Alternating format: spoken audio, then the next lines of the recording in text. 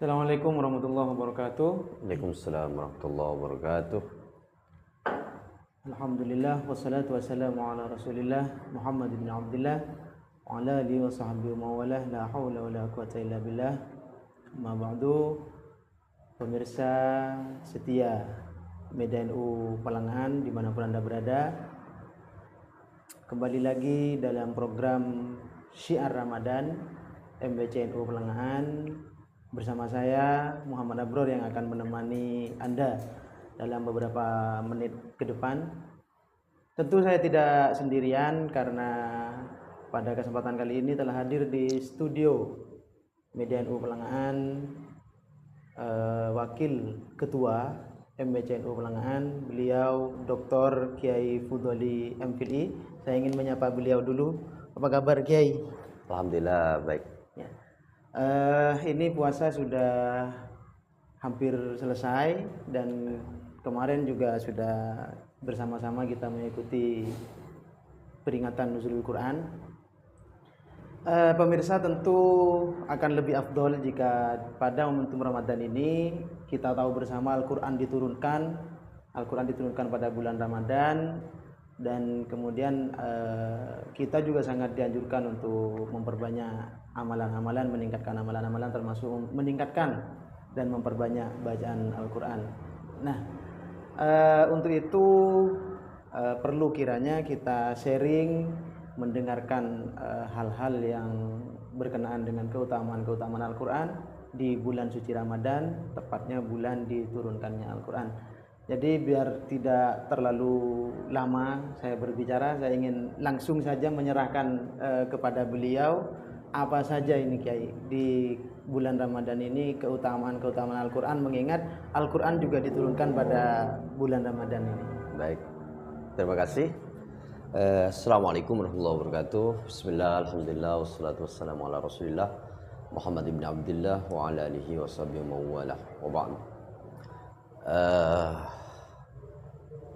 Pemirsa, kita berada di ujung akhir Ramadan, bulan di mana Al-Quran kemudian diturunkan.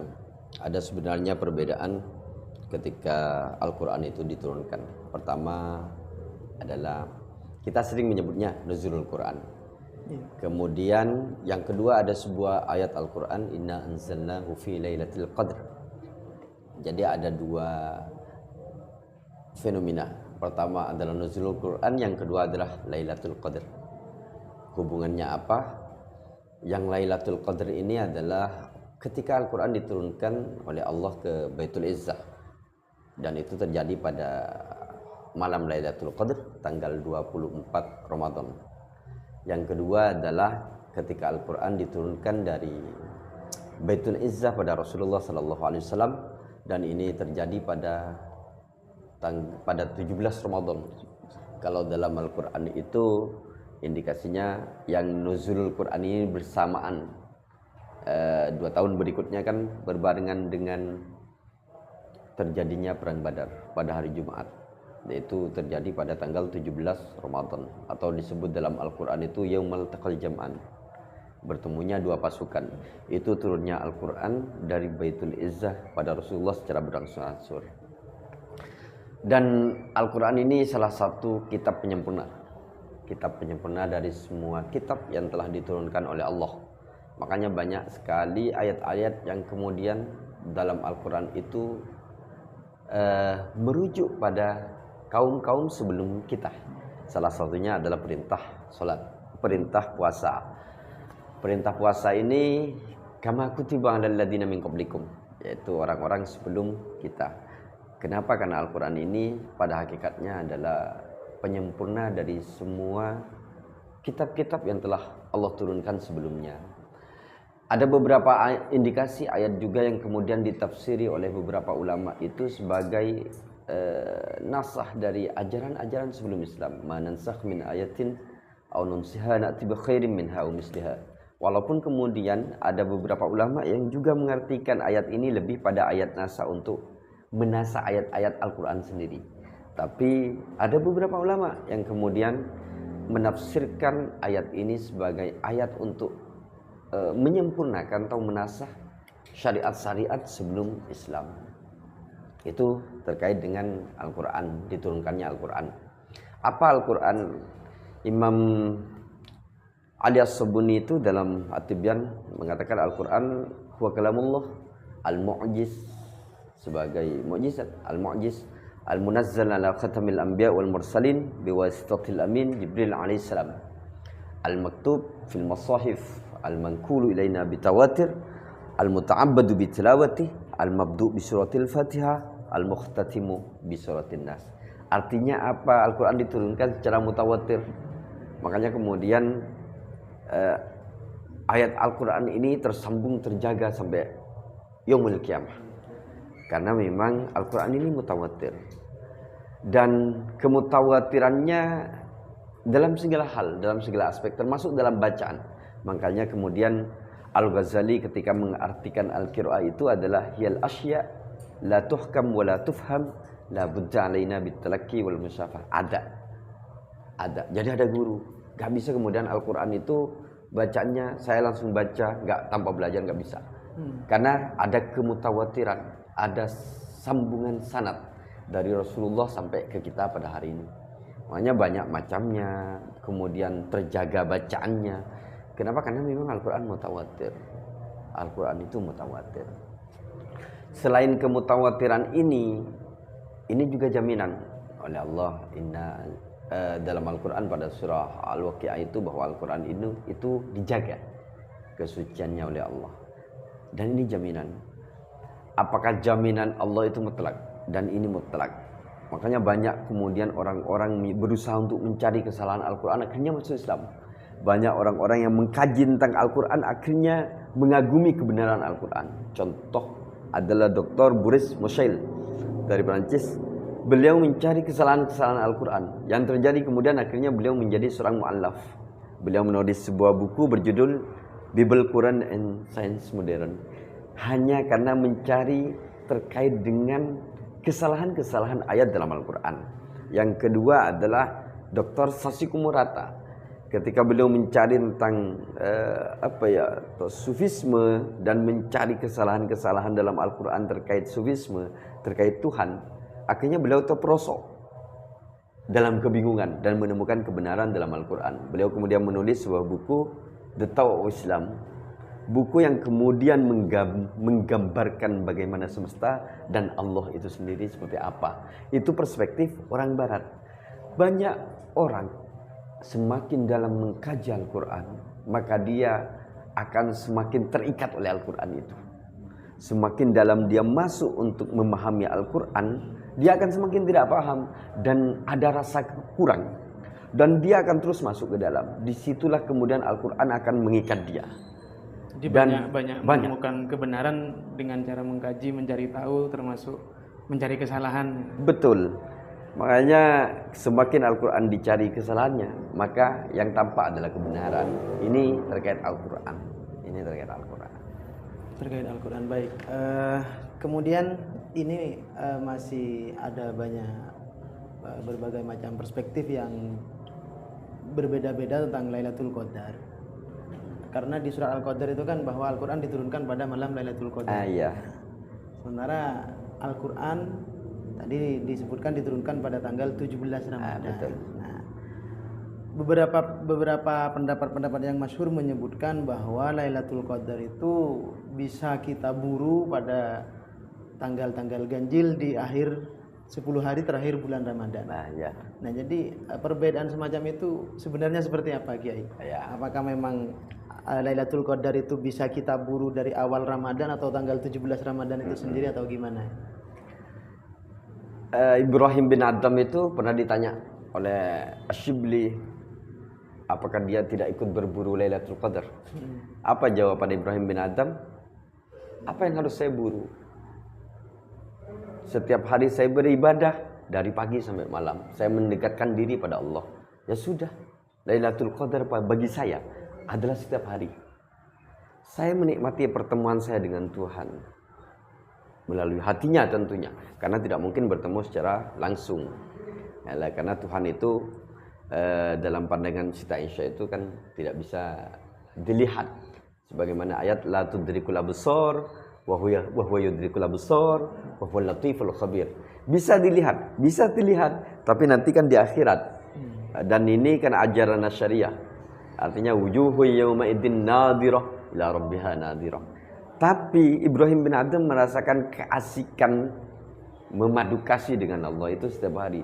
Makanya ketika beliau ditanya apakah tidak berburu Lailatul Qadar, beliau menjawab, setiap hari saya menikmati Lailatul Qadar. Satu. Setiap hari. Jadi ini mungkin termasuk pendapat yang pertama tadi, bisa dari awal Ramadan sampai akhir Ramadan. Betul. Nah, yang tanggal 17 Ramadan kemudian 10 hari terakhir di bulan Ramadan. Benar. Ini sebenarnya kan sesuai dengan hadis untuk semakin meningkatkan ibadah kita di akhir-akhir Ramadan. Pada hakikatnya bukan kemudian berburu Lailatul Qadar. Tapi memang ada rasa sedih bagi orang ketika harus ditinggalkan oleh Ramadan. Jadi Ramadan sudah lewat 10 hari, Ramadan sudah lewat 20 hari, ini sudah terakhir. Makanya ini momen di akhir ini semakin memperbanyak ibadah. Tapi yang menjadi masalah bagi kita sebenarnya ketika mengartikan ibadah di Lailatul Qadar ini. Maka berburu ibadah di Lailatul Qadar. Banyak orang kemudian meninggalkan kewajiban-kewajiban sosialnya. Mereka itikaf di masjid, tinggal di masjid sampai nggak kerja. Demi apa? Bahasanya demi Lailatul Qadar. Padahal justru Lailatul Qadar itu ada di pekerjaan-pekerjaan mereka itu ketika harus menafkahi istri. Mohon maaf ya, karena mungkin pahalanya Lailatul Qadri khairum min alfi syahr. Betul. Lailatul Qadar kan 1000 pahalanya ya 1000 sampai 1000 bulan. Tapi yang jadi masalah, apakah pahala yang dimaksud itu harus berdiam di masjid saja? Saya beberapa waktu lalu sempat membuat statement begini. Jangan nungguin masjid untuk itikaf. Meninggalkan kewajiban sosial. Satu. Jangan nungguin masjid hanya untuk berzikir dan baca selawat. Melupakan anak-anak yatim dan orang-orang miskin yang kelaparan. Bisa jadi Lailatul Qadar itu justru ini, menemani orang-orang miskin, menyantuni anak-anak yatim. Itu adalah amal-amal yang kemudian masuk pada kategori alfi syahr. Kita nggak pernah tahu kemudian kita harus tinggal di masjid, iktikaf di masjid, sampai ada yang bawa tenda ke masjid. Membawa tenda ke masjid, nggak sekalian buat rumah gitu di masjid. Kan repot kemudian kita bawa tenda ke masjid dengan alasan iktikaf dan kita melupakan amal-amal sosial kita yang lain.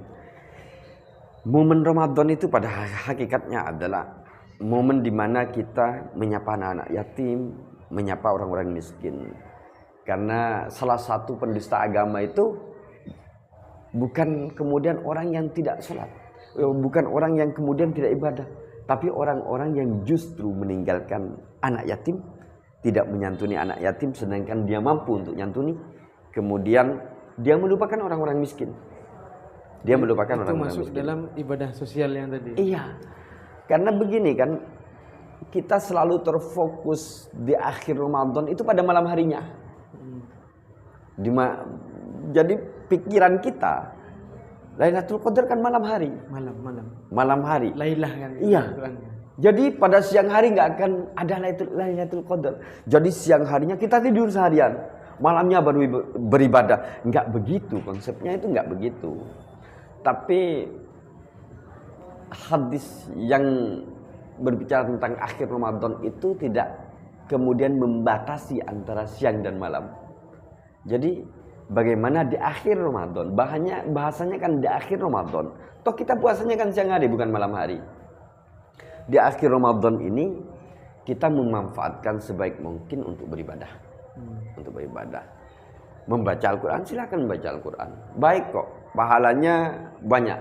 Malah satu huruf katanya kan berlipat ganda menjadi 10. Wan qura harfan min kitabillahi falahu bihi hasanatun wal hasanatu bi asyri amsalihha. La aqulu alif lam min harfun walakin alifun harfun wa lamun harfun wa mimun harfun. Rawahu at-Tirmidzi. Wa qala hadisun hasanun sahih. Tapi apakah kemudian harus terus ngaji? Kalau mampunya ngaji silahkan. kalau mampunya. Tapi kalau ada pekerjaan kewajiban yang lain, kerjakan kewajibannya. Karena mendefinisikan ibadah di akhir Ramadan itu harus kemudian terus di masjid, ini juga bagi saya kurang. Ada banyak hal yang bisa kita lakukan, karena ini momen-momen hari raya. Bisa jadi ada orang-orang miskin yang kemudian tidak mampu untuk beli pakaian. Ada kemudian anak-anak yatim yang kemudian tidak mampu untuk membeli sarung. Sebuah hadis yang populer itu, bagaimana kemudian seorang anak yatim, dia menangis ketika hari raya, waktu teman-temannya semuanya sedang bergembira. Dia menangis sampai Rasulullah datang. Rasulullah menyapa dia, kenapa kamu menangis? Ayahku meninggal dunia dalam perang. Dan di rumah tidak ada makanan. Aku nggak punya baju baru. Kemudian aku juga tidak punya ayah. Sampai Rasulullah mengatakan, maukah kau menjadikan aku sebagai ayahmu?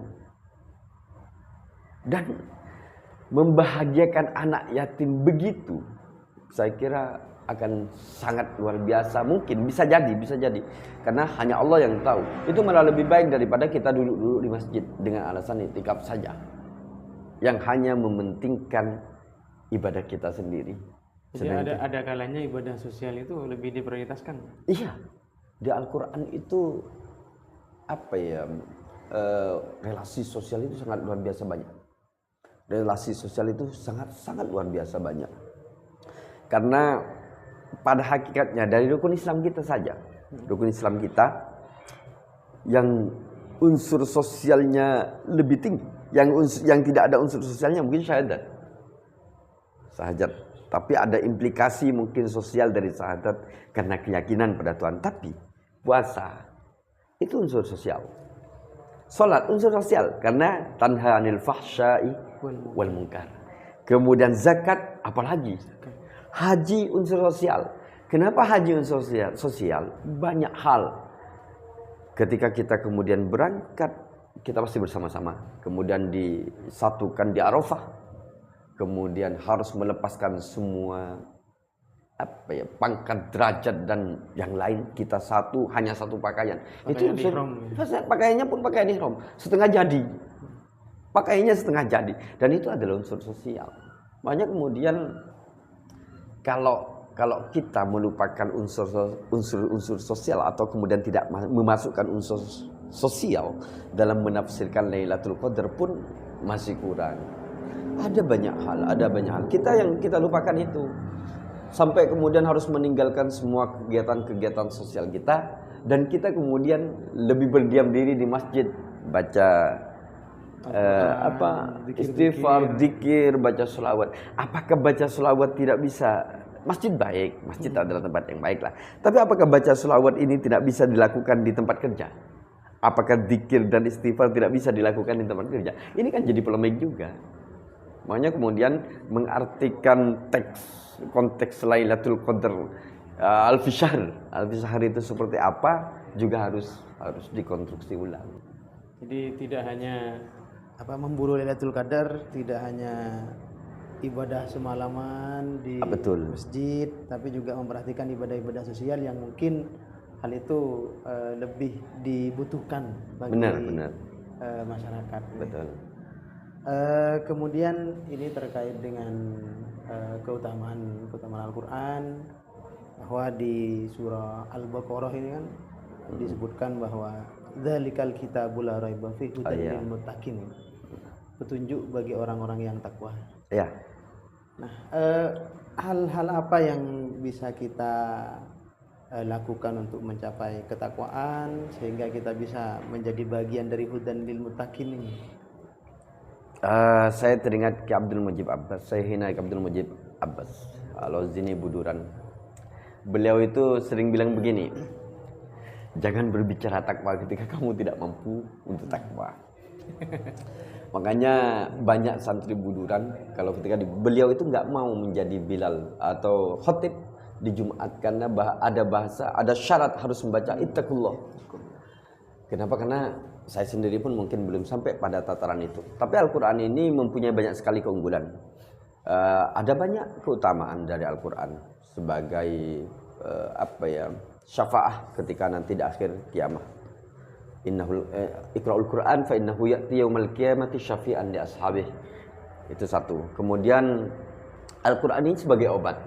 Kita mengenal dalam Al-Qur'an itu ayat syifa. Wa nunazzilu minal Qur'ani ma huwa syifaa'un wa rahmatun lil mu'minin wa yasfi suduru qaumin mu'minin wa sifaa'un lima fis sudur. Qul huwa lil ladzina amanu hudaw wa syifa' wa idza maridtu fa huwa yashfin fihi sifaa'un linnas. Jadi banyak sekali. Makanya manfaat Al-Quran itu banyak. Tapi bukan berarti kemudian karena jadi ayat sifat kemudian kita robek, masukkan dalam kapsul kemudian kita minum. Enggak begitu juga kan. Dijadikan obat. Dijadikan obat. 3 kali minum. Kemudian apa isinya? Robekan surat Al-Fatihah. Enggak begitu. Tapi yang jelas Al-Quran ini sangat luar biasa. Banyak hadis yang mengindikasikan keutamaan Al-Quran. Bahkan orang yang mengamalkan Al-Quran pun menjadi salah satu umat yang paling utama. Khairukum man ta'allamal Qur'an wa 'allamah. Atau mungkin hadis Rasulullah yang lain, asyrafu ummati hamalatul Qur'an. Dan ini indikasi yang sangat luar biasa bahwa Al-Quran itu pada hakikatnya selain sebagai obat, sebagai petunjuk banyak bagi manusia. Dan Al-Quran juga pemersatu umat Islam. Kita ini disatukan oleh Al-Quran. Kita pada hakikatnya disatukan oleh Al-Quran. Disatukan oleh Al-Quran maksudnya itu gimana? Umat Islam ini berbeda-beda. Tapi ketika kemudian marah, kemudian punya masalah. Tapi kalau orang Arab biasanya istighfar. Bahasanya adalah istighfar. Kembalinya atau kemudian Iqra'ul Qur'an. Maka kita akan dikembalikan pada Al-Quran. Karena Al-Quran menenangkan hati kita. Sehingga Al-Quran ini bukan hanya sebagai pedoman. Pada hakikatnya bukan hanya pedoman. Tapi sumber pengetahuan umat Islam itu pada hakikatnya adalah Al-Quran. Banyak penelitian terkait itu. Banyak orang-orang orientalis berbicara tentang Al-Quran. Meneliti tentang Al-Quran. Kita yang justru umat Islam itu lupa.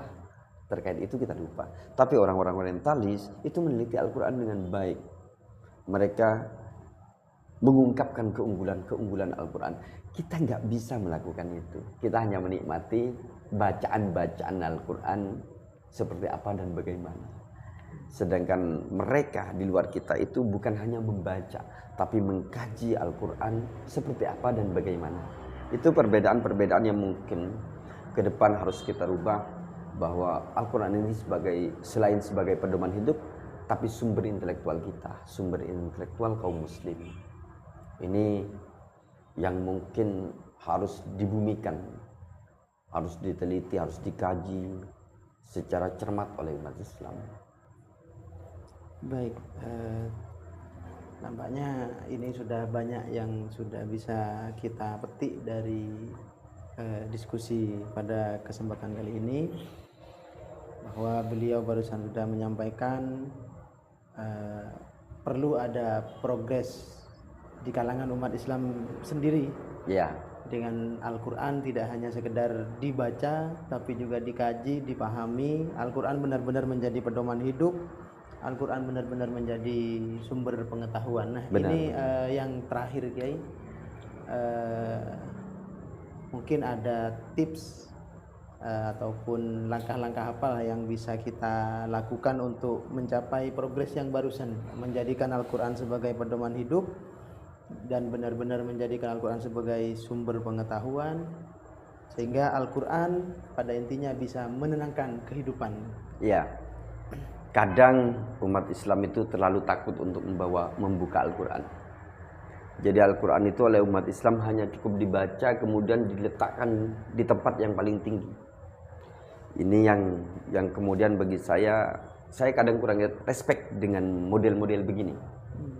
Seharusnya Al-Quran itu kalau memang tidak faham artinya, dicari terjemahannya, dikaji, kemudian dijadikan musyawarah bersama.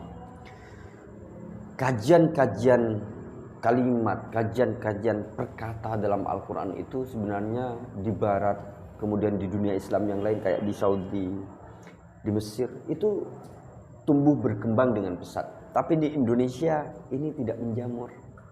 Kita habis membaca Al-Quran itu, kita letakkan di atas. Selesai. Dengan niat mengagungkan Al-Quran. Bukan begitu mengagungkan Al-Quran. Tapi bagaimana kemudian kita mengkaji Al-Quran ini agar sesuai konteksnya dengan zaman kita. Apa yang kita lakukan itu landasannya nanti adalah Al-Quran itu kembali. Kita kan tidak habis membaca Al-Quran selesai ya sudah diletakkan. Tapi Makanya, ini mohon maaf ya, di pesantren-pesantren kan sudah banyak mengkaji kitab tafsir, kemudian at-tibyan, Oh iya, betul. at-takhbir fi ilmi tafsir itu kan Betul. banyak sebenarnya. Betul. Di pesantren punya metode sendiri. Kajiannya adalah sorogan, bandongan. Bukan dalam ranah diskusi. Ketika kiai kemudian ngaji nggak ada yang berani diskusi, nanya langsung ke kiai nggak ada yang berani. Karena metodenya lebih pada bandongan dan sorogan. Makanya perlu mungkin metode diskusi, metode demonstrasi terkait Al-Quran ini. Bagaimana mendemonstrasikan Al-Quran, bagaimana mendiskusikan Al-Quran. Jadi istilah yang digunakan oleh Quraisy Syahab itu sebenarnya lebih pas, yaitu membumikan Al-Quran. Membumikan Al-Quran bukan hanya sebagai pedoman, bukan hanya sebagai akidah, tapi Al-Quran itu adalah lelaku keseharian kita.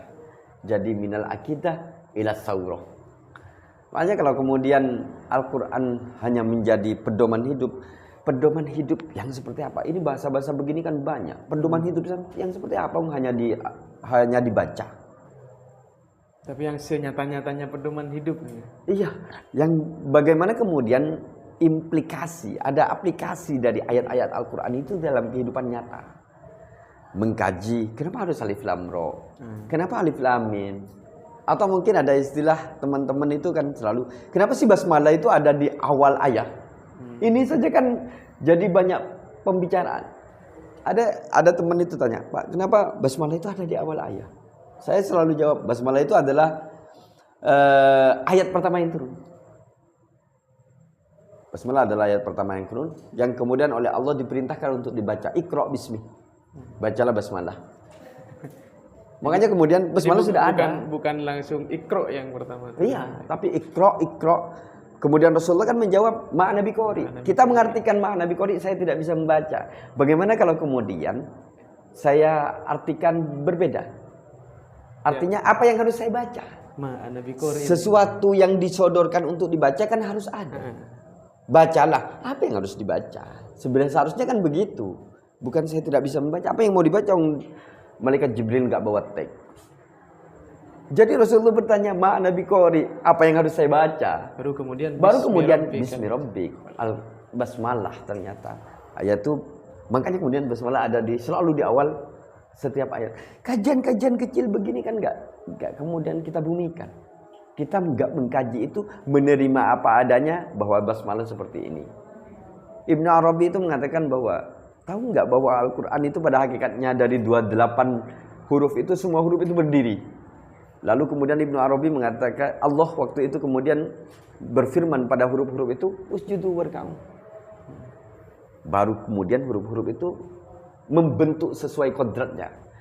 Seperti iya, melingkar, kemudian ain, ha, semuanya. Hanya satu huruf yang kemudian berdiri. Alif. Makanya kemudian Ibnu Arabi mengatakan kenapa alif berdiri? Karena alif itu adalah sifatun ananiyatun, sifat keakuan Tuhan. Itu sifat kesombongan Tuhan. Dan alif tidak mau menerima harkat.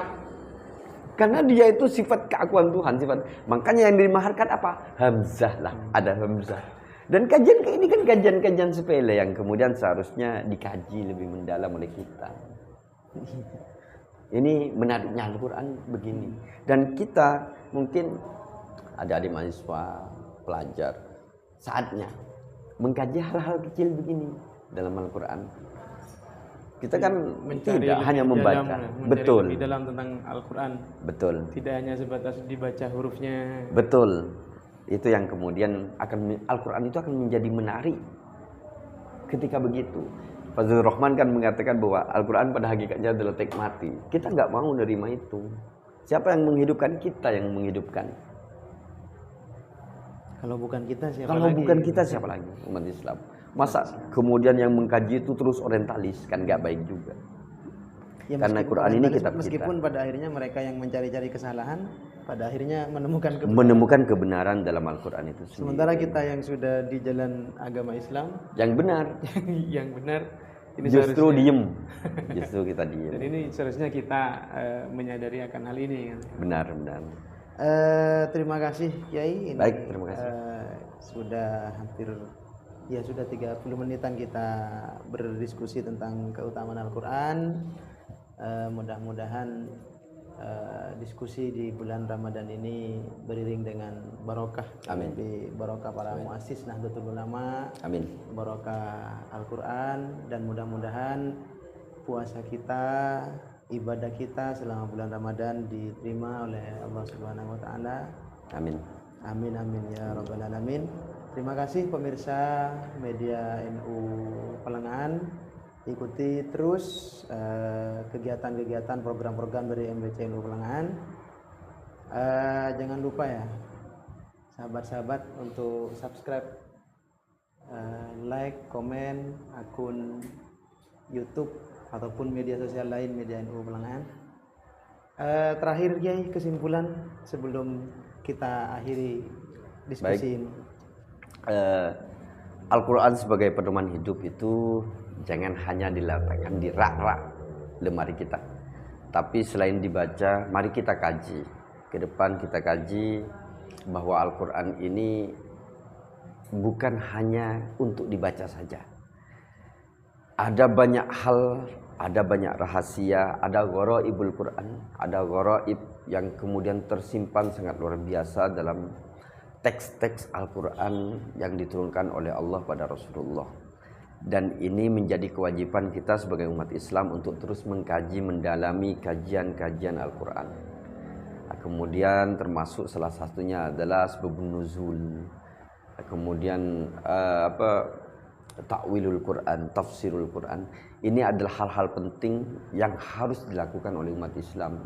Karena kita mengklaim ini sebagai pedoman hidup. Kalau ini pedoman hidup, jadikan betul-betul sebagai pedoman hidup. Artinya sesuai dengan kehidupan kita, dan kehidupan kita sesuai dengan Al-Quran Al-Karim. Baik, terima kasih Kiai atas closing statementnya yang sangat luar biasa. Pemirsa media NU Pamekasan, sekian dari kami. Ikuti terus channel media NU Pamekasan. Wallahul muwaffiq ila aqwamit thoriq. Assalamualaikum warahmatullahi wabarakatuh. Waalaikumsalam warahmatullahi wabarakatuh. Agak